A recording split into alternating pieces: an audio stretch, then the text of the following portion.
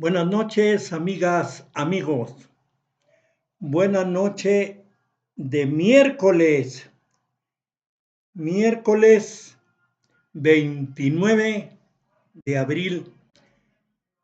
Los 29 de abril cumpleaños mi señora madre, Ramona Contreras. Así que nació en 1920, estuviera cumpliendo 106 años. Murió en el 97, fíjense. El 8 de abril, en este mismo mes, murió mi señora madre. Bien, y allá está sepultada en San Cayetano, junto a mi señor padre, don Gonzalo Conchas. ¿Quién sabe por qué le dirían el parrandero a mi padre? Debe haber alguna buena razón para ello. Pero de que era un hombre muy trabajador, como pocos en la región, lo era y se le reconoce. De ahí uno de sus hijos, muy trabajador, por cierto. No será muy inteligente, pero muy trabajador sí, como su padre. Bien, así las cosas. Entonces decíamos que es miércoles 29 de abril. Ya se va la tercera parte de este año.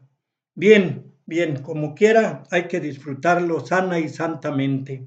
Un videoblog más de Acrisolándonos, el Inge Saúl Conchas, Anastasio Conchas, siendo los primeros en buscar un acrisolamiento, una superación, un mejoramiento de nosotros mismos, cada quien en lo personal, porque solo de esa manera, dice Marie Curie, podemos pensar en construir un mundo mejor.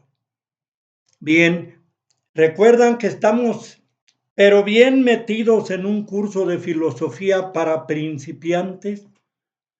Así es, somos principiantes, pero aquí estamos con todo el entusiasmo.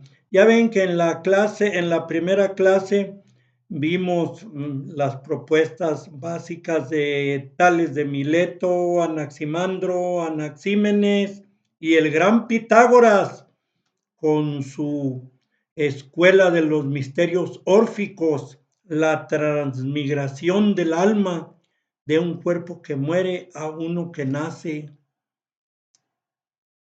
y una vida austera, vegetariana, sin sexo por placer. Bueno, de hecho, sin sexo se maneja que solo debe ser utilizado para la procreación, pero pues ahí está el ser humano que también maneja este tema por placer. Y háganlo desistirse. Ya somos 8,000 millones en este mundo, un poco más creo. Bien, entonces aquí estamos. Luego ayer, la noche de ayer, vimos las propuestas de Genófanes, Heráclito, Parménides, Anaxágoras y Empédocles. Sí, quien dijo que los seres humanos antes eran dioses, pero por algo fueron expulsados a la tierra. Más de algún científico actualmente sostiene eso también. Ahora solo tenemos un personaje, pero hay algo. Recuerdan, estamos metidos en el siglo V antes de Jesucristo. Por eso lo que hemos platicado tiene esas implicaciones que les hemos dicho. Fíjense cómo hoy se manejan religiosamente conceptos que están bien, desde luego, qué bueno, pero vienen desde la época precristiana, desde la Grecia precristiana, antes de la venida de Jesucristo. Entonces, mucho de las religiones actuales, sobre todo de las cristianas, está imbuido de la filosofía griega. Fíjense, de la filosofía griega que inauguró la filosofía, el arte de razonar, el arte de cerrar los ojos y abrir la mente, el arte de dialogar, el arte de saber sacar conclusiones después de una conversación civilizada de personas respetuosas y que se respeten a sí mismas. Después de la invasión fallida de Persia a Grecia, ya ven cómo con la batalla de las Termópilas, ¿sí, verdad? Leónidas, 300 soldados derrotaron al ejército persa de más de 100,000, pero fue porque era un espaciecito ahí, era una trampa. Y luego esto terminó, ¿quién? Con Alcibíades en la batalla naval de Salamina. A partir de eso, había sido Atenas quien encabezó la Liga de las Naciones para defender a Grecia de la invasión persa. Bueno, a partir de ahí, después de ese triunfo griego, Grecia floreció como un lugar donde la democracia, la cultura, las artes, pues, florecieron en toda su plenitud. Y esto también fue propiciado por un gobernante sabio y demócrata, Pericles. Fue reelegido muchas veces y él aceptó, pero demostró ser muy sabio y muy demócrata y llevó a la Grecia a las alturas máximas en esta época precristiana. Murió de peste, fíjense, de una enfermedad que diezmó mucho al pueblo griego. En fin, y fue ahí cuando apareció Sócrates. Sócrates, que todos hemos oído hablar de él, hijo de un escultor y de una mujer que se dedicaba a asistir parturientas, una comadrona. Él fue soldado, le tocó luchar con los ejércitos griegos y sabía leer y escribir, cosa rara en esa época. Entonces Sócrates pues era un hombre que siempre trató de superarse a sí mismo. Sí, él estuvo muy de acuerdo con la inscripción de el templo de el oráculo de Delfos, que estaba dedicado a Apolo, que decía: conócete a ti mismo. El hombre debe razonar, debe reflexionar sobre sus virtudes, sobre sus defectos, sobre sí mismo, para que sepa qué hacer, cuáles son sus fuerzas y por ahí se desarrolle, cuáles son sus debilidades y por ahí no la emprenda. Él trabajó mucho sobre el conócete a ti mismo. Sócrates estuvo casado con Jantipa, la mujer más regañona, gruñona, enojona de que se tenga memoria. Puede decirse que es el prototipo de la mujer impositiva.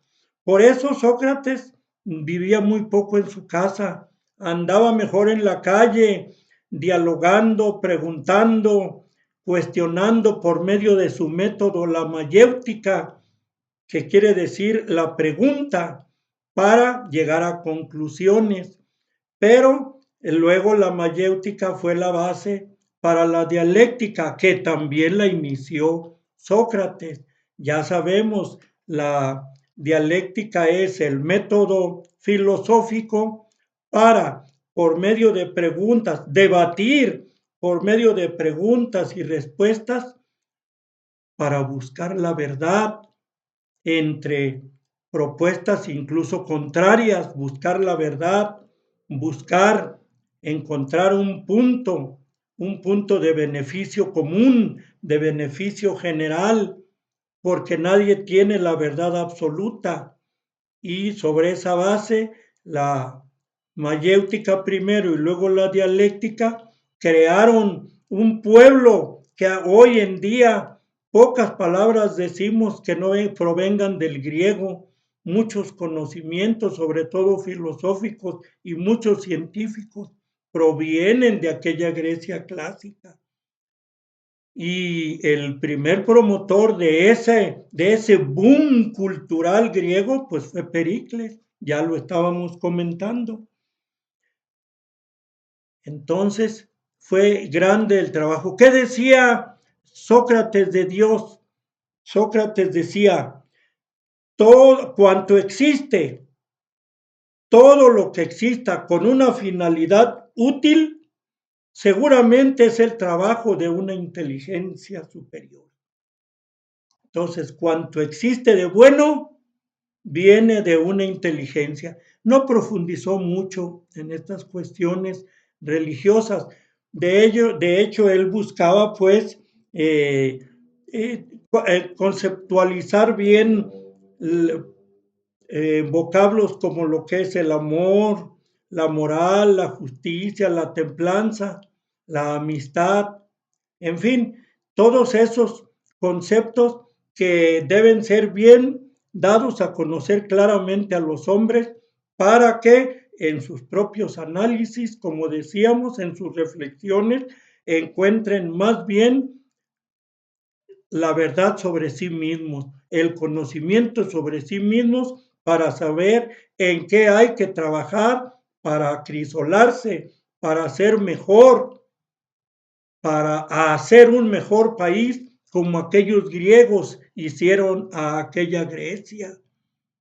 Por eso insistimos en acrisolándonos con la propuesta de Marie Curie.